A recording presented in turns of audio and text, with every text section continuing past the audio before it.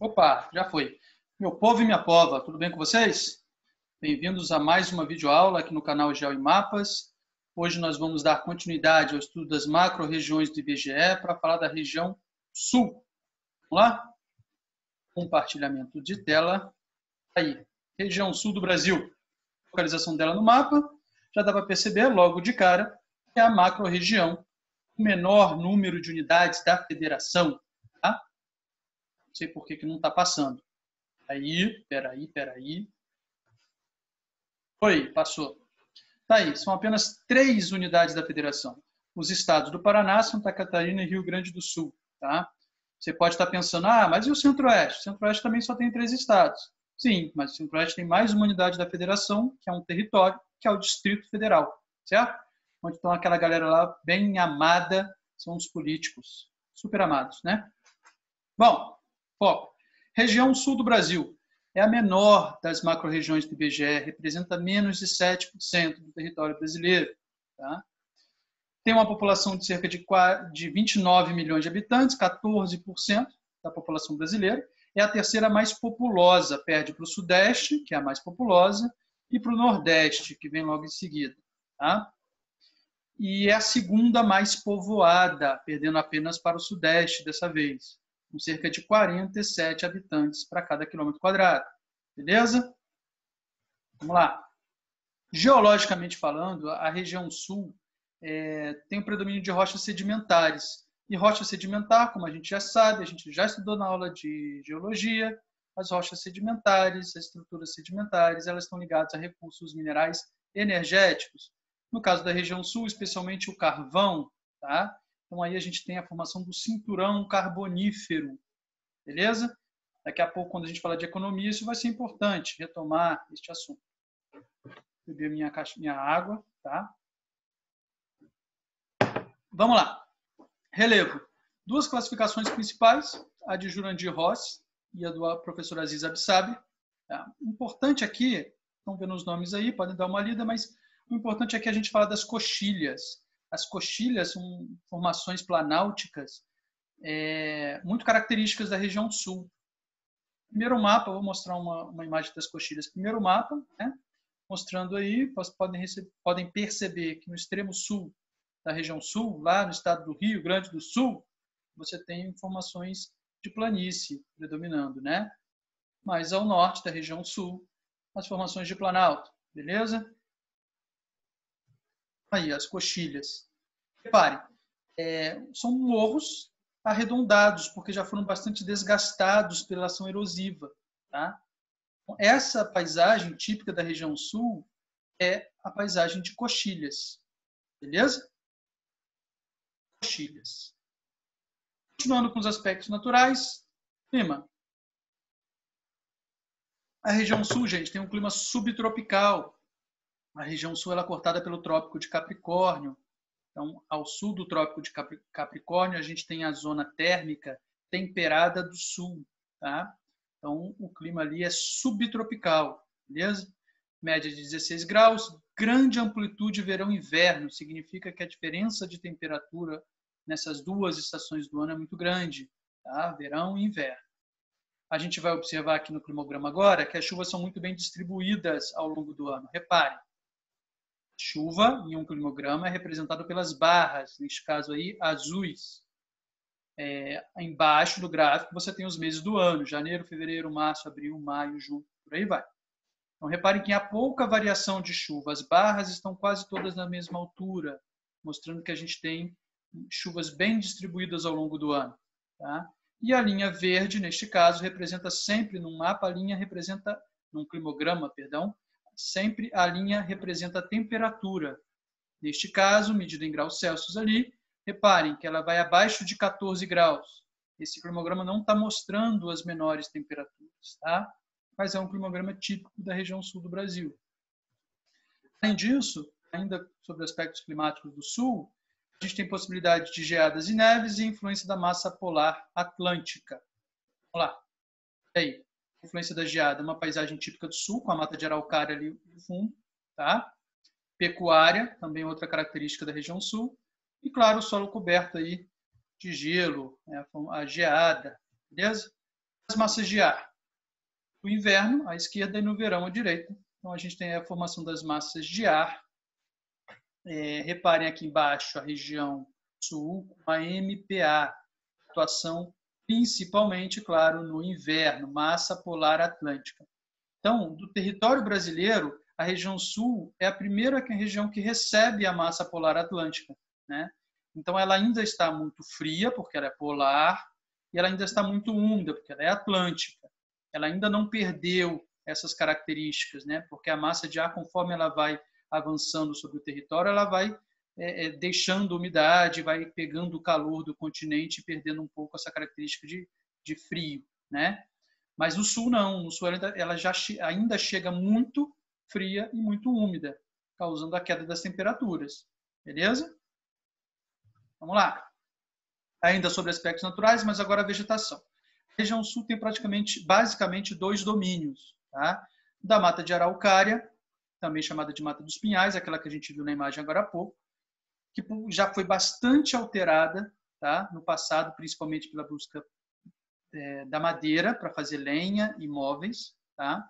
Mas apesar disso, apesar de ser uma mata, uma formação vegetal que já foi bastante devastada ao longo da história, a mata de araucária não é um hotspot. Lembram do conceito de hotspot? Hotspot, a formação vegetal, o bioma, para ser considerado um hotspot, ele precisa ter 2 características.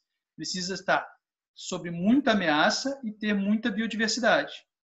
A mata dos pinhais, a mata de araucária, ela está sob muita ameaça, mas ela não tem muita biodiversidade. É uma mata mais homogênea. O nome sugere isso. Mata de araucária. Tem basicamente um tipo de vegetação. São os pinheiros, araucária. Tá? E a outra formação vegetal típica do sul são as pradarias.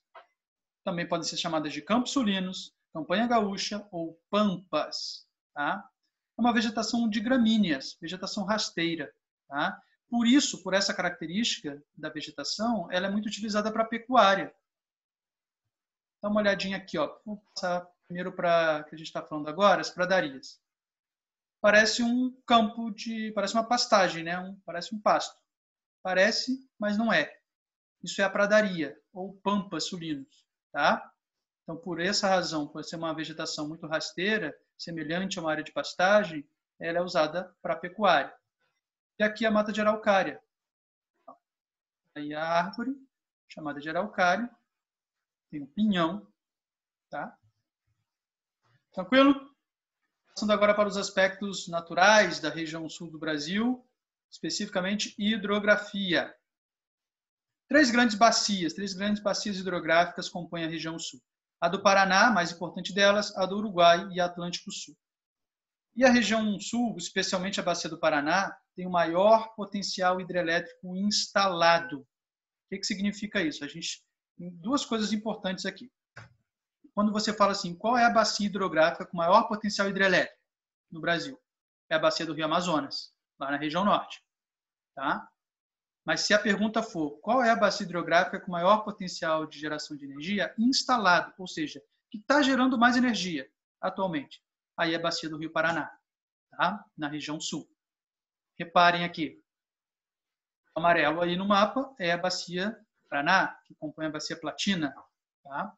Então é a maior da bacia que atinge a região, que abrange a região sul, e ela tem aqui, olha, a quantidade de usinas hidrelétricas aí com o símbolozinho da energia, inclusive aqui, ó, essa usina aqui, que eu acho que ela é importante, né? Já ouviram falar dela? Pois é, a binacional, usina de Itaipu, ela é importante. Repare na quantidade de usinas hidrelétricas na bacia do Paraná, tá? Essas 2 bacias aqui. Beleza? Ainda sobre hidrografia, a questão das hidrovias ou do potencial de navegação, a região sul pega um trecho da hidrovia Tietê-Paraná, uma hidrovia importante que envolve os rios Tietê e Paraná. Tietê na região sul, perdão, na região sudeste, e o Paraná ali mais para a região sul. Beleza? Passando agora para aspectos urbanos da região sul. As maiores metrópoles. Porto Alegre e Curitiba. Há um processo de êxodo rural, ou seja, migração da população do campo em direção à cidade. Isso se deve ao aumento da concentração fundiária, ou seja, a pecuária, que é a agricultura e a pecuária, são práticas, são atividades econômicas importantes para a região sul, elas vêm nos últimos anos adquirindo um perfil concentrador fundiário, sabe, latifundiarizado. Então, os grandes proprietários acabam incorporando pequenas e médias propriedades, isso acaba expulsando a população rural dali, e aí você tem o fenômeno do êxodo rural. Tá? Além disso, claro, uma presença marcante da colonização europeia, isso daí eu acho que todo mundo sabe, né? Sobre aspectos econômicos, antes de falar o que acontece atualmente, tem que fazer um breve apanhado histórico aí. A gente sabe que a fronteira agrícola atual do Brasil está no centro-oeste, né? A questão do arco do fogo, arco do desmatamento, a expansão do agronegócio do centro-oeste em direção à região norte, do Cerrado em direção à Amazônia, a gente sabe disso. Mas até a década de 70, a fronteira agrícola no Brasil se concentrava na região sul. Tá? Ou seja, o sul era a área de expansão agropecuária do Brasil. Beleza? Só foi a partir da década de 70 que, por vários motivos, dentre eles o investimento e o incentivo federal do governo brasileiro, essa fronteira agrícola migrou para o centro-oeste. A economia do sul é estruturada na agropecuária, mesmo não tendo mais a fronteira agrícola, ainda é baseada na agropecuária, a economia sulina. Beleza? É uma região que fornece gêneros alimentícios para o restante do país. Ou seja, basicamente, a região sul é o nosso celeiro, é o nosso grande fornecedor de comida. Beleza? Tem aí os principais produtos: soja, trigo, milho, arroz, fumo, café, a pecuária de corte também. Extrativismo mineral, importante, lembra do cinturão carbonífero, falamos agora há pouco. Pois é, carvão mineral, exploração mineral na região sul do cinturão carbonífero. A indústria ganha um desenvolvimento maior a partir da década de 70, principalmente com a indústria de base, ou seja, petroquímica, né? E também a indústria têxtil, indústria de tecidos, que é uma indústria tradicional. Na década de 90, há uma expansão da indústria automobilística, tá?